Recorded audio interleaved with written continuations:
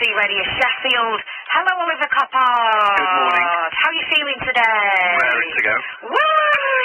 All right, fabulous. We've got a lot to get through today, and it will be no surprise to you that we're going to talk about Doncaster Sheffield Airport. We will start with the Chancellor, Rachel Reeves, who said this yesterday. The last government stood by as Doncaster Sheffield Airport was closed by its owner, despite the overwhelming support for it to stay open.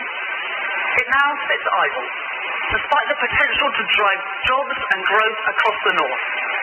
So I can announce today that we will work with Doncaster Council and the Mayor of South Yorkshire, Oliver Coppard, to support their efforts to recreate South Yorkshire Airport City as a thriving regional airport.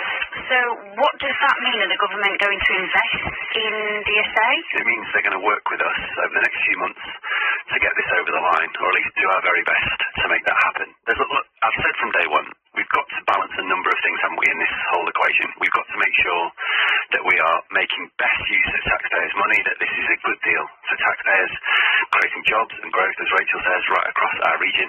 We've got to make sure that we look at the sustainability of the airport. We've also got to make sure that we get flights off the ground as quickly as possible.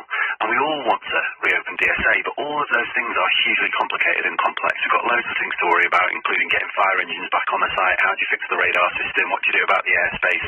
How do you sort the finances? All those sorts of things need to be done at pace. Doncaster Council has done a great job getting it to this point so quickly, but we've got to now, once they give us those numbers, run the rule over those, look at those in their entirety, working with the government to look at what some of those bigger opportunities could look like, and then hopefully make a decision in summer. So it's great news, really grateful to Rachel that she's made that announcement, but we've now got to do even more work to make sure that we get to the end of this hopefully in summer. Let's repeat this phrase, South Yorkshire Airport City. South Yorkshire Airport City. Does that mean that we're moving away from Doncaster Sheffield Airport? No, it doesn't. What that means is she's talking about the wider plan. So that's good news as well, in the sense that they want to look at how we can work together on things like the housing development around gateways, how we can look at the world-leading sustainable aviation hub that we want to build with our partners, including people like the University of Sheffield, who are world-leading in that space, partners like Boeing, partners like all the other aviation companies that already work in South Yorkshire. So we want to work with them as well as reopen DSA. So it's the wider plan that we're looking at. It's hugely exciting, but like I say, loads more work to do. And I've always said we're not going to do this deal until or unless we can satisfy all of those competing demands and move forward, and that's where we want to get to. You touched on that there, the idea of reopening DSA, building hundreds of homes, creating a world-leading sustainable aviation hub in South Yorkshire. Exactly. Is it realistic though? Because are people going to want to live next door to an airport? Well, people do want to live there. Next door to an airport. People already did, right? So there are good jobs on those sites, and that's why people want to live near airports. It's a lovely place to live. There are some beautiful bits around there, Bawtry and other places, really quite near to the airport. Peel, the owner of that land, the developer who essentially close the airport, they want to build homes on that site. I know they do, and they wouldn't do that if they didn't think there were people there who wanted to buy. So it's a great place to live. So will Peel be involved in this then, and is that why they gave the airport back? So Peel is still the landowner, and Peel own the site. So the lease arrangement between Doncaster Council and Peel governs that deal. Now that's a commercial arrangement between Doncaster and Peel. They made that arrangement. I know they want to build homes around gateways. They're an ambitious developer for that site. We've always had differences of opinion about what that should look like, but I'm all in favour of building more homes in South Yorkshire, but also getting the airport back up and running, and particularly that sustainable aviation hub, which is going to create great new jobs in the industries of the future, which is fundamentally important. Let's talk about sustainability and being environmentally friendly. These are all words we throw about. Earlier we spoke with Christine Gilligan-Cuba, the Green Councillor for the Hills Reward. I'll just play you what she said. We are in a climate emergency. This is just going to add more carbon emissions to the atmosphere. So actually I have a question for Oliver. How does he want to mitigate the extra carbon emissions that this airport is going to generate? He has a carbon target to reach net zero by 2040, and I would like to know how he will deal with the extra emissions. How will you deal with the extra emissions? Well, first it's worth saying, I like Christine a lot, and it's an entirely legitimate question for her and other people to ask me. We're doing a huge amount in South Yorkshire to get to that net zero goal in terms of things like retrofitting homes, in terms of things like planting 1.4 million trees, all the work we're doing around active travel and public transport. These are all really important interventions. But we also need growth, but that growth, as Christine points out, has to be I have always said this has got to be matched by a plan for a sustainable aviation hub that allows South Yorkshire to be part of the solution to the challenges that we face. And we've got some world-leading technologies here. People have said to me, oh, sustainable aviation fuels aren't going to get you there, it's not big enough. And I agree with that entirely, but it's part of the mix, as well as things like lightweighting of planes, right? So we've got Boeing in the region. What Boeing do here is they research the innovations that will make planes lighter and therefore use less fuel. We've got to move forward in that direction, because I don't believe Christine has never been on a plane in her life. She'll go on holiday just like the rest of us.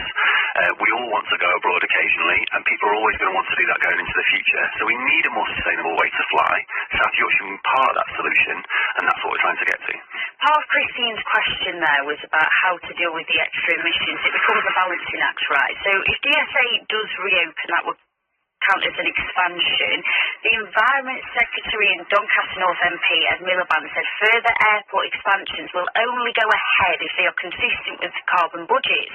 He said where emissions rise in one sector, the UK will have to achieve a fall in another sector. Yes. Please don't skirt around this. Give me a specific. If the airport was to reopen, where would you cut carbon emissions to balance that out specifically? So we're already trying to cut emissions, but emissions in South Yorkshire are coming down through things like public transport. So, for instance, we're investing hugely in public transport, right? We want more people to get on bikes, to walk, to be able to do those things safely, but also be able to use a bus, get on a tram, and get on a train eventually as well, that we might control.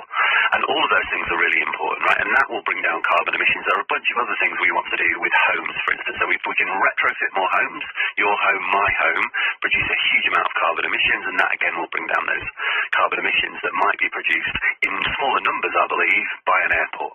Those things are really important. We've got to balance these things. You're absolutely right. It is not easy to do any of this stuff. And the people that are worried on both sides have valid questions. There are people who want jobs and growth and homes, young people who can't get on the housing ladder because there aren't enough homes and they're too expensive, as well as people who are worried about the climate. We've got to balance all of that. None of it's easy, but we're trying to do that in the right way in South Yorkshire, which is an answer to your first question, why some of this stuff takes time. And it's also why we're working with the government. So people like Ed Miliband's department, who I want to now be involved in this plan, so they can work with us on that sustainable aviation hub. That's all really important, and it's why yesterday was a positive development. We have also been speaking to Richard Sully, who is a senior research fellow at the Grantham Centre for Sustainable Futures, which works at the University of Sheffield as well. They say the reopening of this airport can't be justified in a climate crisis. Have a listen to this. The Committee on Climate Change, the independent body that advises government, has said we shouldn't be having more airport expansion until there is a process in place to manage the number of flights that leave the UK. Aviation itself has a disproportionate effect on the environment. It's not just about carbon emissions, it's also about the contrails and the nitrous oxide that planes leave behind as they fly. So it's a really damaging thing to the environment. Right, so off the back of that, well, you've put millions of pounds into these active travel initiatives. The Dutch Roundabout in Sheffield, as we've well documented. On the South Yorkshire Mayor's website, you say we are establishing ourselves as a leader in low-carbon resilient energy. You're being recognised as the green heart of Britain. Oliver, how can that be true when you want to reopen the airport? So that statement about being leaders in low-carbon energy is absolutely true. So we've got companies like ITM Power just down the road, biggest hydrogen electrolyser factory in the whole of the country. What that means is they build the units that create hydrogen that we can use for power. Small modular nuclear reactors, one of those technologies which is going to be fundamental to hitting those net zero goals. We are leaders in that space. That's why Holsec have just announced hundreds of millions of pounds investment into South Yorkshire, why Rolls-Royce are putting millions of pounds into that investment as well, and a bunch of other big things besides. So it's absolutely true that we are at the forefront of those technologies. Actually, one of the spaces that we're at forefront, where the technology is at the forefront of thinking, is sustainable aviation fuels. So the University of Sheffield, the university that Richard seems to work for, is at the forefront of that because they powered the first transatlantic global net zero flight, and they are the only place in the country currently that can authorise the sustainable aviation fuels. So the university itself is saying sustainable aviation fuels and sustainable aviation is the future, albeit a couple of academics are also saying there are emissions that come from aviation. Both of those things are true, but South Yorkshire is at the forefront of this technology and can be leading the world creating good jobs here. What makes it at the forefront though?